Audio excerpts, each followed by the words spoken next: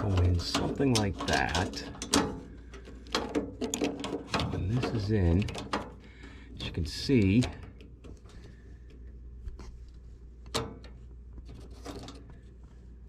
bottom here is just a little too long, so it looks like I'm going to have to cut the other side too.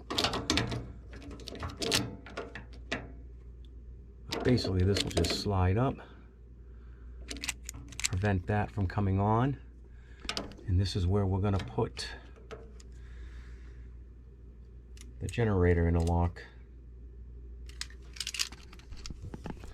So I'll go show you how I actually cut that.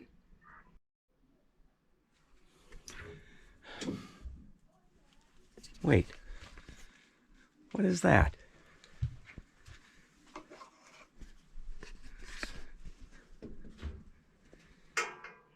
Well,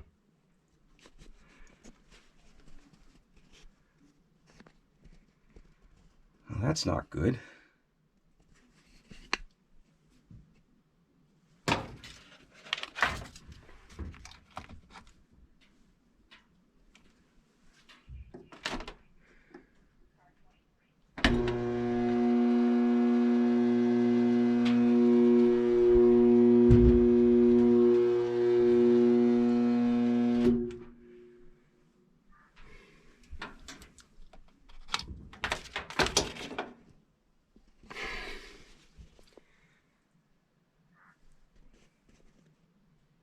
Oh, that's not good.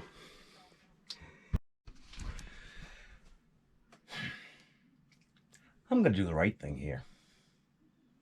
And I'm going to pretend I didn't even see that.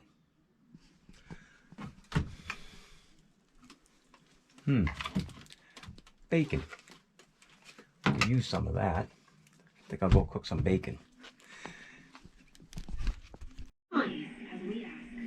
Normally, I would do this outside, but it's too cold. So what I'm going to do is I'm going to screw this down to this piece of plywood.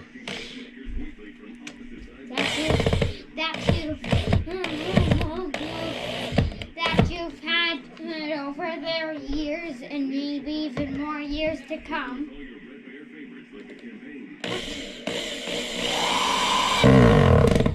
Ooh. That was stupid. Right into a knot.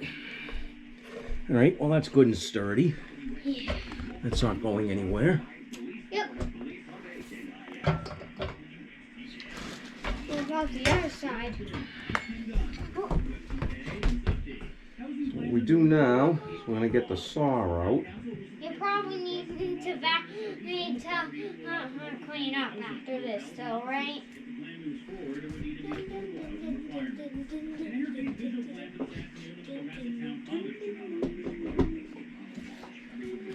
Now I just make sure I got the adjustment right on the blade. And that looks good. We're only going to be shaving just a tad off, maybe less than 1/4 of an inch. We're only going to go to that one little edge. Hopefully we get this right, because I only get one chance.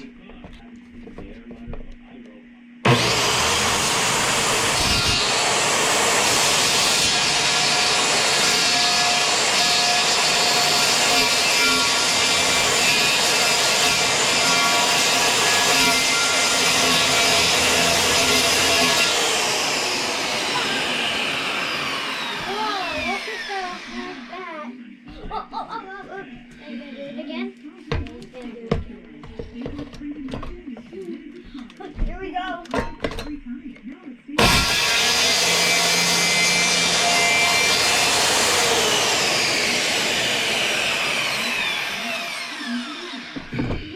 You can use that to cut into plastic. Yeah, you can. Cool. All right, so this is what we got. It's not the greatest job. The other one came out a lot better when I did that, but that was a much easier cut to do. Can't wait to see You can see this here used to be a lot longer right here. We could probably file this off, and hopefully that'll fit. Okay, we're going. Can you see in there? Yeah. All right.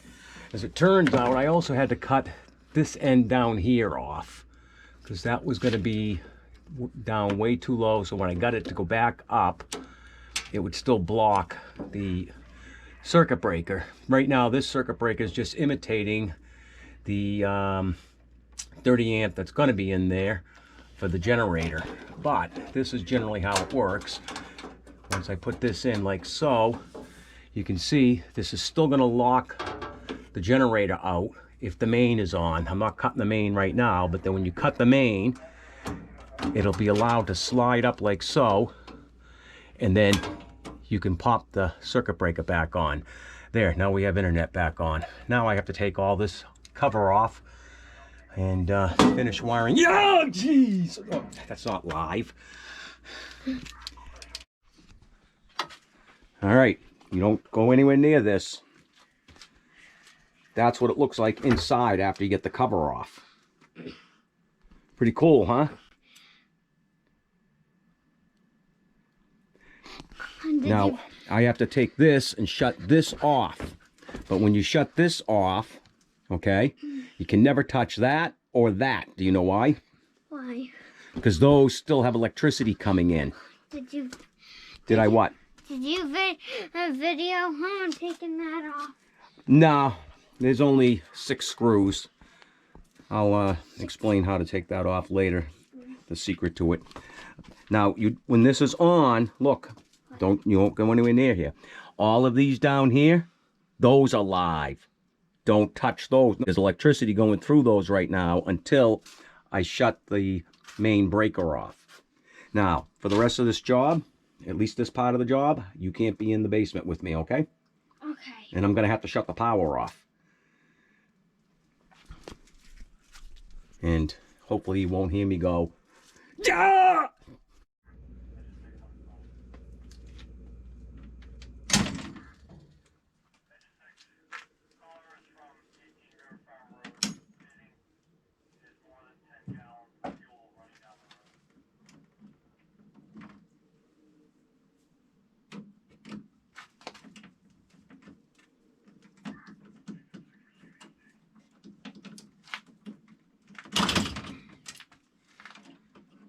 Okay.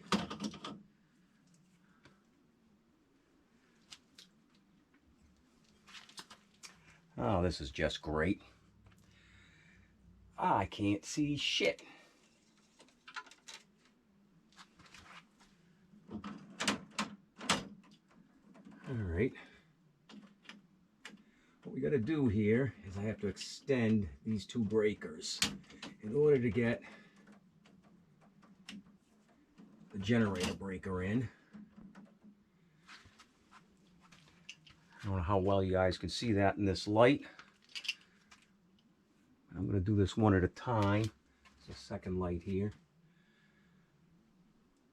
So what I did is I basically just took the first breaker out here at the top. This second breaker right here is coming out. And I'm going to extend this. And I just happen to have found some more Romex where I stripped out the wires for it. Again, I don't know how well you can see that. I'm just going to extend that down to move those breakers down here to make room for the generator breaker. That is, I don't get electrocuted first.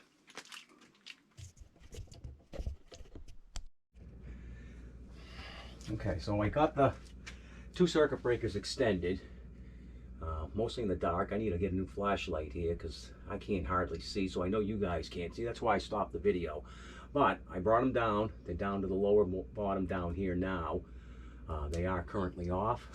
So let's just see. This should be my internet.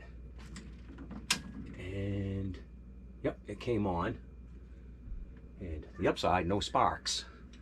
This one here should be the back bedrooms. And again, no sparks. I'm mostly concerned about that one because I actually dropped that one. So we'll have to keep an eye on that. That could end up tripping later because I might have done some damage to it.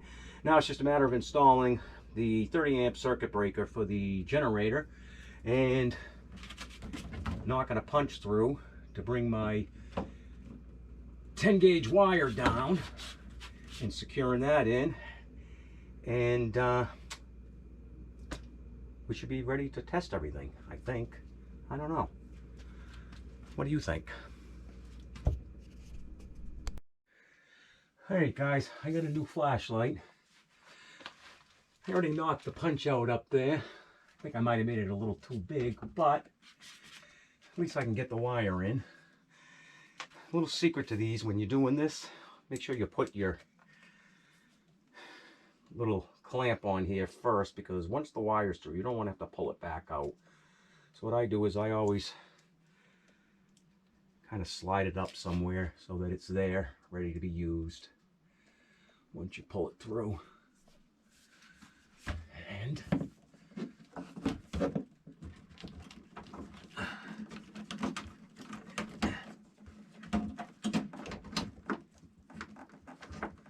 okay.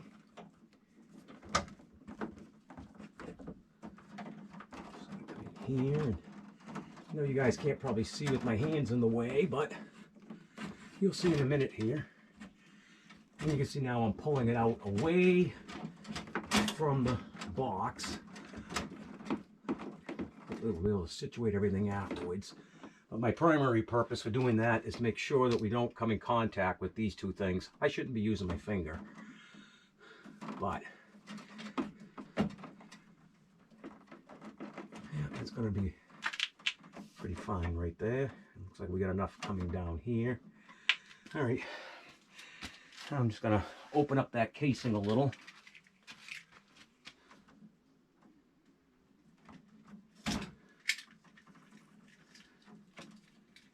A little trick to stripping these I saw. I don't know if I can do it here with this kind of cable. It's kind of thick. You should grab your neutral or your ground. I don't know, I always get these two confused. Neutral, ground, they're both the same to me, but and yeah, no, can't do it there. Let's try with the pliers. This works really good with 12 and 14 gauge, but I don't think I've ever tried it with this. And yeah, that's not gonna work. I can't get the angle on it. All right, I guess the knife it is. We'll have to be careful not to cut into the casing.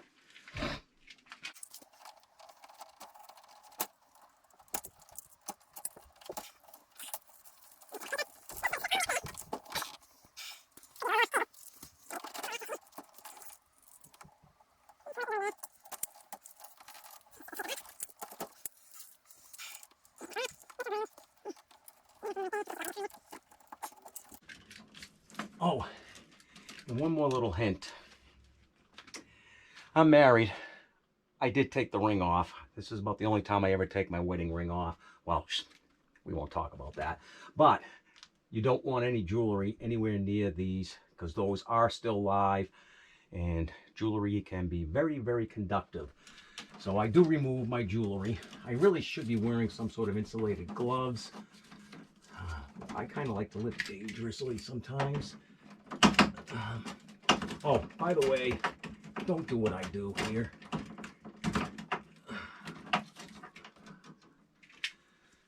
Well, just don't say you got it from me.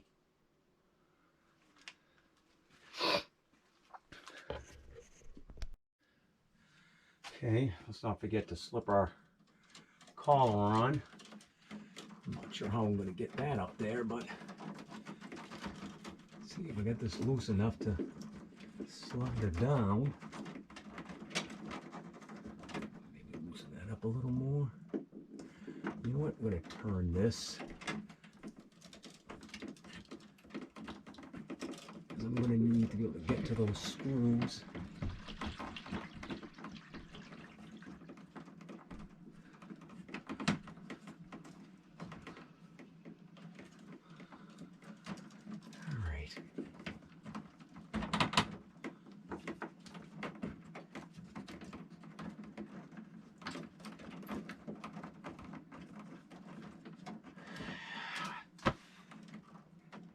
Son of a... You don't want to cooperate. Yeah, there's that screwdriver. Just loosen that up. Maybe give us a little more play.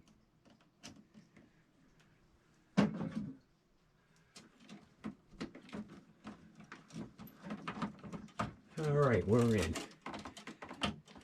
Okay. Slide this collar up.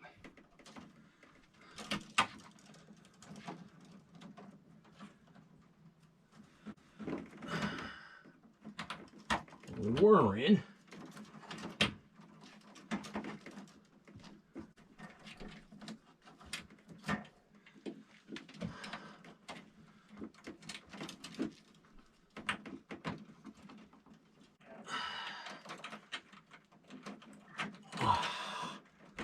Talk about fucking, jeez.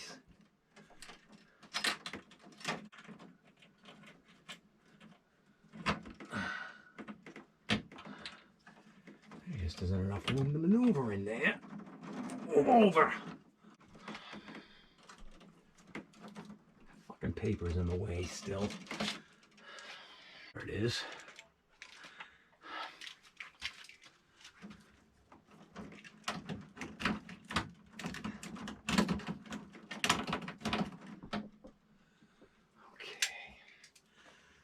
All right, we'll try it again.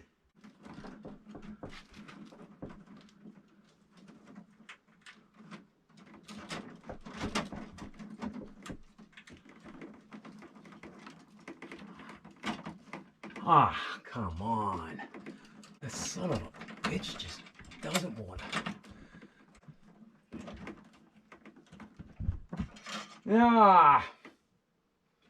All right, we're going to do this. Now you can't fall through.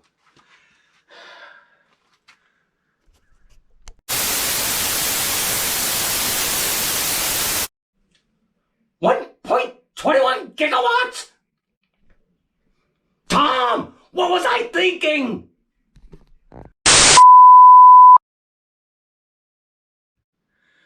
Okay, I'm back. It's in. Little hint with those. Magic words work really awesome. That's how I got that in there. So, this is a family channel, so I had to kind of shut us down for that. All right, now we need to get our circuit breaker. Let's see. Should I put in my grounds first? I'm thinking, yeah. Because these are all coated. I don't want this floating around, hitting the power.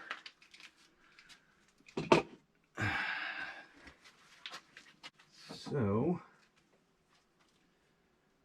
we'll bring this one over here.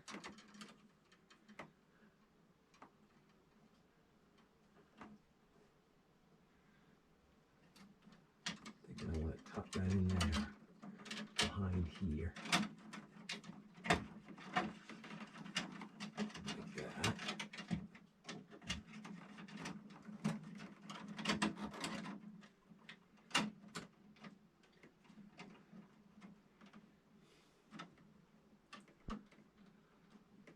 I'm going to leave a little excess here, I think. Just in case we have to shuffle circuit breakers another time.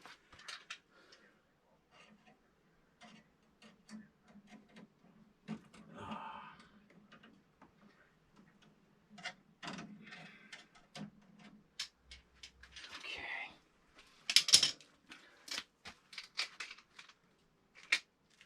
So what we're going to do now is, this one here has to go into the neutral / ground bus, which is on the side here. And I'm thinking, yeah, that one there looks like it'll meet. Let's, oh, don't tell me they're hex keyed. Yeah, hex keyed with a slot. That figures. Because I don't have one of those. We'll just use the slot. Just loosen that up right there. And I should be able to slide that in there. Yeah. Should. Cut a little bit off. It's a little too long. What did I do with those? There they are. Tools just walk away on me.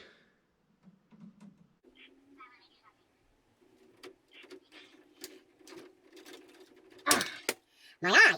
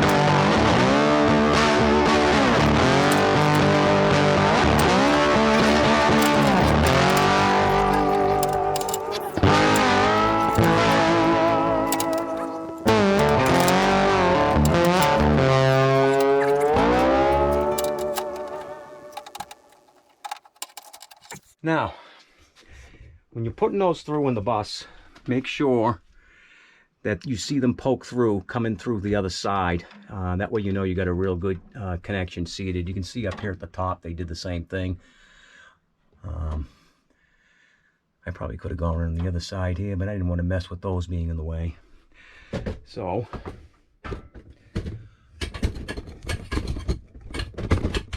and, oh yeah, they do have it. Cool.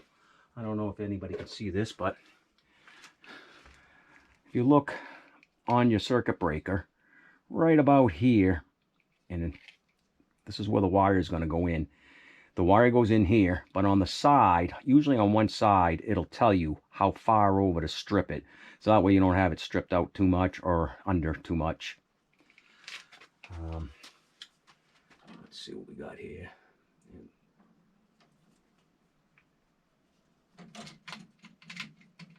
Down to the 10 gauge.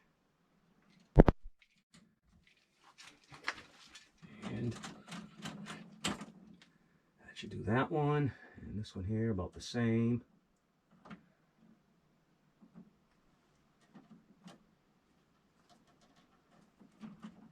That should be, let's see. Yeah, it's just about right. Nope, that's too much. Oh well, we'll just pretend we didn't see that. Okay.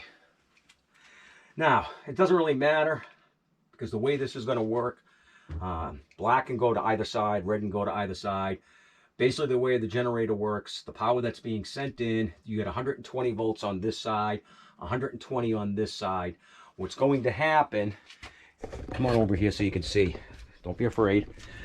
What's going to happen here is when we get the 30 amp breaker in, it's going to have this side and this side. These are two different buses all the way down. They alternate all the way up and down. So I'm going to have 120 coming on this side and then 120 coming on this side. This breaker will be off during power outages and the circuit breaker box will be on. And when I get to the part where I show you the interlock, you'll see what I'm talking about, how it's impossible to have them both on at the same time. And just so you know, this is 100% legal nationwide. From what all the studying I've done, I could be wrong. Every state allows this system to be set up, so it is 100% legal to do. Don't let anyone tell you you can't backfeed, because that's partially true. I'll explain that later. When most people refer to backfeeding being illegal, this is what they are referring to. This is called a suicide cable or suicide cord. Basically, you take two male ends of a cord and splice them together so that you can plug one end into the generator and the other into an outlet. This does work, but it is very dangerous. All it takes is for someone to accidentally knock the cord out of the outlet. and they are now subjected to 120 volts or 220 volts, depending on which kind of suicide cord you decided to create. Do not, I repeat, do not do this. So we're just going to put red right here. But wait a minute, before we do, we got a lot of wire here. I really should cut those back. Yeah, I'm going to have to cut those back.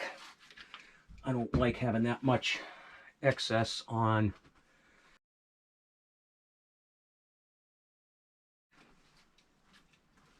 live lines. So we're going to go like about here, something like that, and we can just, we'll cut right here. And so I was right.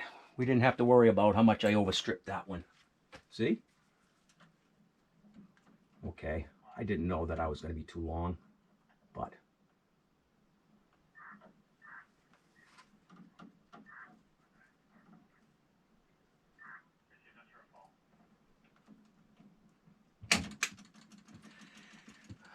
okay. And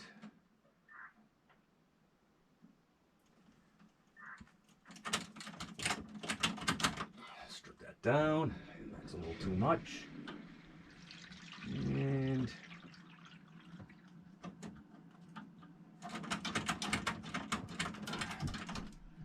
well, that looks about the same. Equal opportunity power here. I'm going to put red in top.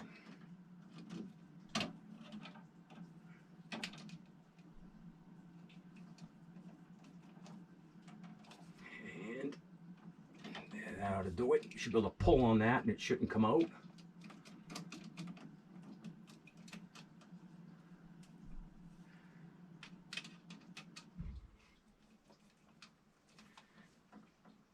All right. And now we just kind of set that in there like that. Turn those like this. Now the way these go in is there's a little hook on this side right here. You hook this side in first, kind of like so, right in here. That is, of course, if this one's going to fit. And yep, there it is. That's hooked in, and then all you do is push it onto the center bus. And now that breaker is in.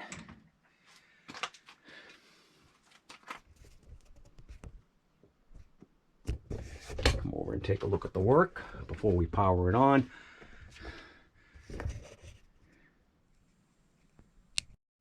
And I almost forgot, but you do want to make sure before you turn your power back on, tighten down your collar here at the top.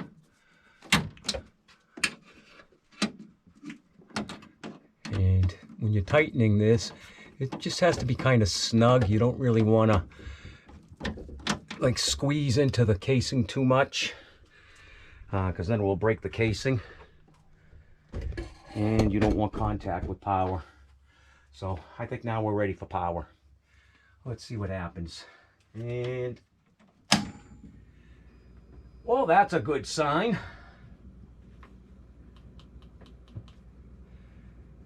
We didn't get any explosions. The power came on.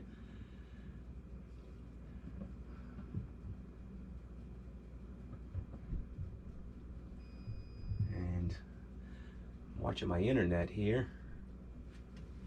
Looks like it's, I don't know, maybe it's, oh, it must be cycling. There it goes. There it goes. All right. Now, I can turn this on. I'm not going to. All that would do if I did it right now is it would send electricity down the line outside to the inlet. There's nothing hooked up to the inlet. I know that as a fact.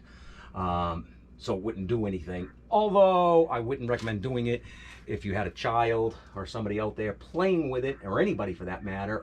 They would suddenly have 240 volts present outside. So that's why this interlock system is so necessary, because you don't ever want this on when the main is on. And yeah, never ever. They have to be opposites. So, all right, I'll get back to you here in a minute and show you some more. Oh, and one more thing before I close this up. The interlock does come with a sticker. That sticker is meant to go on this breaker. It's a warning for anybody who's ever working on it, electrician or another homeowner. So people know that this breaker, when the panel is off, that breaker must always be off. There will be other stickers that go on the panel itself, but this is so when the panel's off, in case somebody is like, whoa, I wonder what this is, and flips it on. Oh, and then there is another, there's supposed to be a zip tie that goes around here. I didn't bother putting that on there, but I probably should, but I think an idiot would, it doesn't need that. The zip tie doesn't do anything except it's an added warning to kind of make you wake up. I suppose the zip tie might be good if the sticker ever came off. I don't know. It'll be fine. So I'm going to start the generator here and do our first test run. First, I want to show you a little bit how the inside of the inlet looks. As you can see down in here, you've got your red and your black. I think they're labeled Y and X. That's the line that I was telling you earlier inside, that it didn't really matter which side they went to. Green for your neutral slash ground, white, same thing, neutral slash ground. Like I said, I don't know which one is which. This is how it gets wired up inside. Goes to the box to ground out the box, and out this way you can see where I ran my conduit. And we'll take a little trip here. Stairs are a little slippery there. So basically you come out, what I ended up doing here, I didn't film any of this part, but I had a drill with a 3/4 inch wood boring bit through the shingle into the what do you call it there? Not the sill. It's one of the plate there on the inside, just above the sill. And then I put a 3/4 inch pipe inside the house and pulled the wire through here, through the conduit body. You drag it out this way, yank it this way. Then I actually pushed up. I did find in hindsight that even an elbow like that is nearly impossible to get around. I did manage to do it. Probably would have saved me a lot of time if I had a tape. I couldn't find my tape, so I ended up pushing instead of pulling. So that's basically what the conduit side of it looks like. Well, now I got to go put that thing back together. Okay, I should have mentioned too, inside I had 3 screws in there. I have not sealed those up with anything, but it's been staying dry, and it's been raining for quite a few days here in the last few weeks, and nothing's gotten in. But I will be actually putting some silicone caulking in there to kind of seal that up. As you can see right here, I cut it out here. It looks like I did a shitty job and that I didn't need it down here. The reason I did that is because you can't get this part of the cap on or off without that extra space. I haven't figured out what exactly I'm going to do here. I might frame it in, I don't know. Also, one other thing, this screw down here, be real careful when taking that in or out with the wires all hooked up. It's really hard to kind of push this thing back in with the 10 gauge wire. And then what happened to me the other day when I had it off, the screw fell down, and I looked at it and said, I'll never see that again. But as luck would have it, I actually did find it.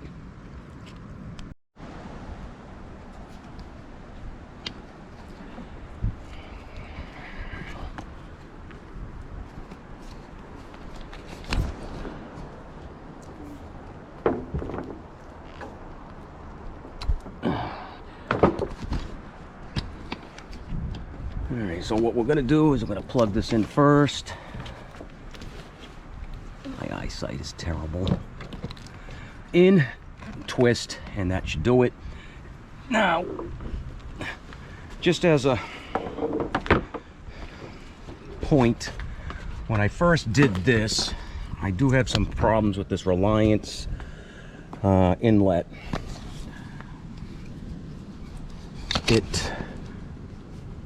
my tripod broke on this thing, so I'm trying to put a place for the camera now.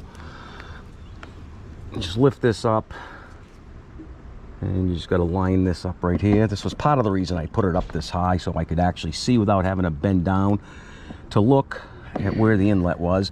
And it would go, and twisting on, it won't twist, see?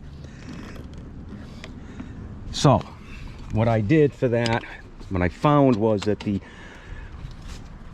tolerance level in here is a little on the tight side. I suppose it will wear in over time.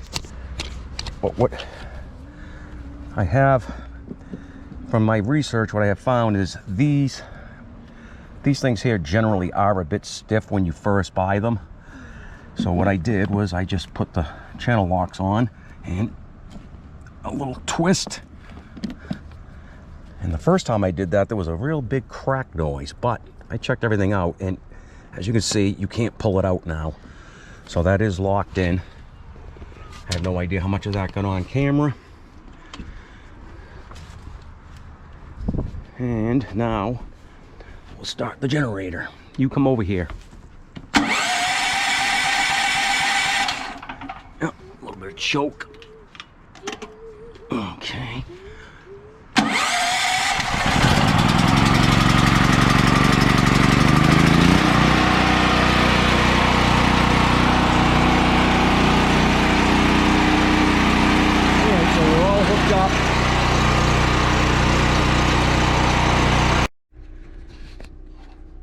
All right, we're back in at the circuit breaker box.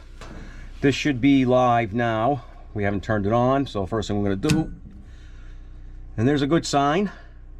No sparks. Didn't hear the generator bog down, so that means no power went to it yet. Now, when turning these back on, you turn on basically one load at a time. Generally, I don't run the whole house on here.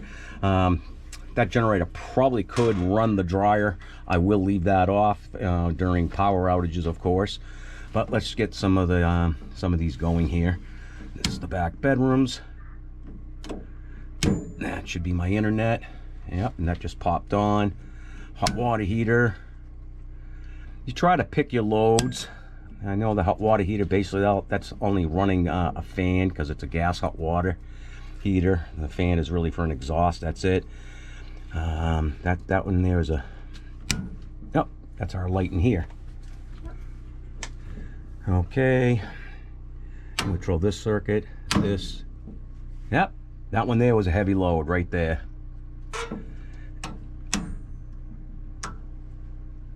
And there's the laundry room.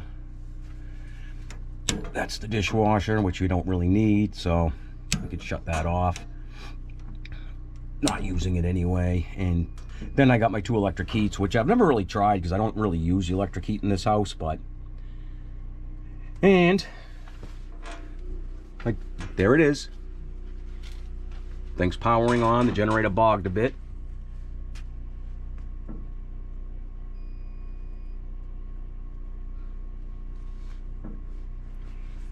Everything's, I'm just listening. I don't know if anybody else can hear any of this, but I can hear my security system buzzing, camera system buzzing. Yeah, I think everything's up and running.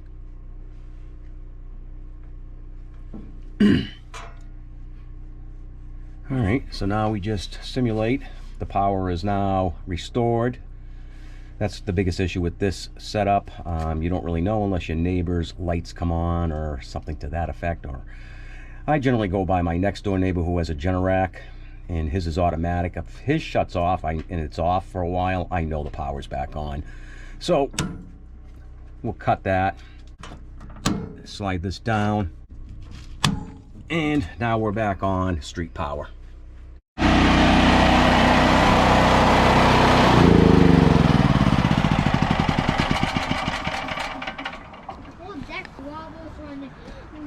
Yeah, that's why I was concerned about the inlet.